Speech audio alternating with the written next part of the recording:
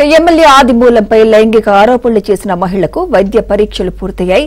ప్రసూతి వైద్యశాల HOD doctor Parthasarathi, ఒక అసిస్టెంట్ ప్రొఫెసర్ ఆధ్వర్యంలో వైద్య పరీక్షలు నిర్వహించారు. మొత్తం 6 రకాల వైద్య పరీక్షలు పూర్తయ్యాయి. ఫోరెన్సిక్ ల్యాబ్ రిపోర్ట్ ఆధారంగా రేప్ జరిగిందా లేదా అనేది తెలియాల్సి ఉంది. దీనిపై మరింత సమాచారం మా ప్రతినిధి దినేష్ అందిస్తారు. సచివేడ్ ఎమ్మెల్యే ఆదిమూలం బలాత్కారం చేశారని ఫిర్యాదు చేసినటువంటి బాధితురాలు ప్రస్తుతం ప్రసూతి వైద్యశాలలో వివిధ పరీక్షలు నిర్వహణ చేయించుకునే పరిస్థితిలో ఉన్నారు. ఆమెకి పరీక్షలు నిర్వహించినటువంటి వైద్యులు కావచ్చు, వాళ్ళందరూ కూడా 6 బృందాలు సంబంధించినటువంటి వైద్యులు పరీక్ష చేసిన పరిస్థితి ఉంది. ఇక్కడ గైనకాలజీకి సంబంధించిన హెచ్ఓడి ఉన్నారు. సార్ చెప్పండి, ఎన్ని రకాల విభాగాల వాళ్ళు ఆమెకి పరీక్షలు చేయడం జరిగింది? ఆవిడ నిన్న సాయంత్రము 11వ తారీఖున సాయంత్రం 3:30కు మన దగ్గరికి హాస్పిటల్కి రావడం జరిగింది. వెంటనే అడ్మిట్ చేసుకొని మామూలుగా ఎన్ని బాధితురాలు ఎవరైనా వచ్చి కంప్లైంట్ చేస్తే తీసుకునే శాంపిల్స్ అన్నీ కూడా తీసేసుకున్నాం నిన్ననే. ఈరోజు మిగిలిన రకాలైనటువంటి బ్లడ్ టెస్ట్లు అన్నీ కూడా చేశాము. తర్వాత ఆవిడ చిన్న చిన్న కంప్లైంట్స్ అని చెప్పారు. ఆ కంప్లైంట్స్ అన్నిటి సంబంధించి కూడా వాటి విభాగాలకు చెందినటువంటి వైద్య బృందాన్ని రుయా హాస్పిటల్ నుంచి రప్పించి అందరము అన్ని రకాల టెస్టులు చేశారు. ఇప్పుడు సుమారుగా 6 రకాలైనటువంటి వైద్య విభాగాలకు చెందినటువంటి వారు ఈ టెస్టుల్లో పాల్గొనడం జరిగింది. అంటే ఏ శాంపిల్స్ జనరల్గా కలెక్ట్ చేసే అవకాశం ఉంటుంది రేపుకి సంబంధించి? మామూలుగా రేపుకి సంబంధించి అంటే మామూలుగా ఏమైనా సెక్రీషన్స్ ఉన్నాయా, లేదు వెజైనా నుంచి సెక్రీషన్స్ తీసుకుంటాము, నెయిల్స్ తీసుకుంటాము, తర్వాత హెయిర్స్, ఇలాంటివన్నీ కూడా మనం శాంపుల్ కలెక్ట్ చేస్తాము. వీటిని అన్నింటినీ RFSLకి పంపిస్తాము. అలాగే స్క్రీనింగ్ టెస్ట్లు ఏమైనా ఇంతకుముందు ఏమైనా ఇన్ఫెక్షన్స్ ఉన్నాయా, ఇప్పుడు ఇంకేమైనా రాబోతాయనే దానికి కూడా మనం బ్లడ్ టెస్ట్లు అన్నీ కూడా తీసుకుంటాం. అవన్నీ కూడా ఈరోజు చేసేసాము.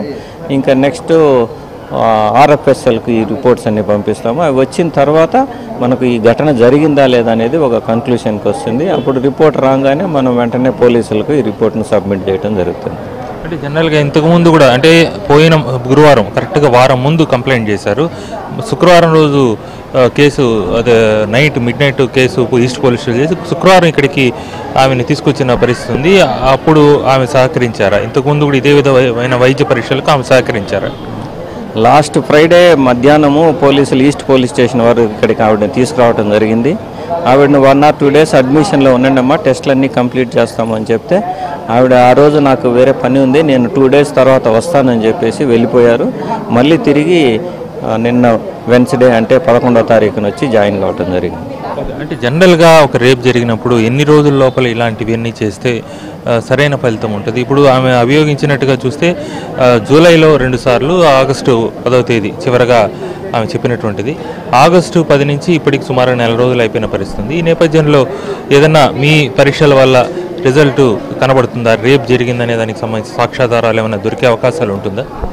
సాధారణంగా 1 week వరకు మనకు సెమన్ టెస్ట్ పాజిటివ్ అనేటివి వస్తూ ఉంటాయి. లేట్ అయ్యే కిందకి చాలాసార్లు మనకు పాజిటివిటీ అనేది తగ్గిపోతుంది. కానీ కొన్నిసార్లు ఏమంటే మనం చెప్పలేనిది సైన్స్కి అతీతంగా కొంతమందిలో పాజిటివ్ వచ్చేటువంటి అవకాశం కూడా ఉంటుంది. ఆమె డిశ్చార్జ్ ఎప్పుడు అవ్వచ్చు? తర్వాత దీని నివేదిక అనేది ఎప్పుడు ఇచ్చే అవకాశం ఉంటుంది? ఆవిడకు చేయవలసినటువంటి టెస్టులన్నీ ఈరోజు అయిపోయాయి. సాయంత్రం సుమారుగా ఒక 4 గంటల సమయంలో ఆవిడని డిశ్చార్జ్ చేయాలనుకుంటున్నాము. సో మనకి రిపోర్ట్స్ అన్నీ కూడా రావడానికి ఒక 10 to 15 days టైం పడుతుంది. ఈరోజే మనం పోలీసులకు హ్యాండ్ ఓవర్ చేస్తున్నాము. వాళ్ళు తీసుకెళ్లి టెస్టులు చేయించినాక రిపోర్ట్ వస్తుంది. ఫైనల్గా ఒక క్వశ్చన్, ఆదిమూలం గారికి సంబంధించి ఆమె ఆరోపణ చేస్తున్నప్పుడు ఆయనకు సంబంధించినటువంటి శాంపుల్స్ ఏమైనా కలెక్షన్ అనేది ఇక్కడ చేస్తారా, రుయాలో చేస్తారా? ఏంటి ఆ ప్రొసీజర్ ఏంటి? సో ఇప్పుడు సాధారణంగా ఇలాంటి కేసుల్లో మేలు పొటెంటా కాదా అని చెప్పేసి మనము రుయా హాస్పిటల్లో టెస్టులు చేస్తూ ఉంటాము. ఇంకా తను అక్కడ ప్రొడ్యూస్ చేస్తే అక్కడ టెస్టులు అనేది చేస్తాం. ఈ నేపథ్యంలో పోలీసులు పూర్తిగా సీసీ కెమెరా ఫుటేజ్ కావచ్చు, లేకపోతే కాల్ డేటా కావచ్చు, తర్వాత హోటల్లో ఉన్న సిబ్బంది వాళ్ళు ఇచ్చేటువంటి స్టేట్మెంట్స్ కావచ్చు, అన్నీ ఇలాంటివన్నిటిని కూడా సాక్ష్యాధారాలు సేకరించే పనులు. వీటి ద్వారా మాత్రమే క్రైమ్ని ఎస్టాబ్లిష్ చేయాల్సిన పరిస్థితి ఉంటుంది.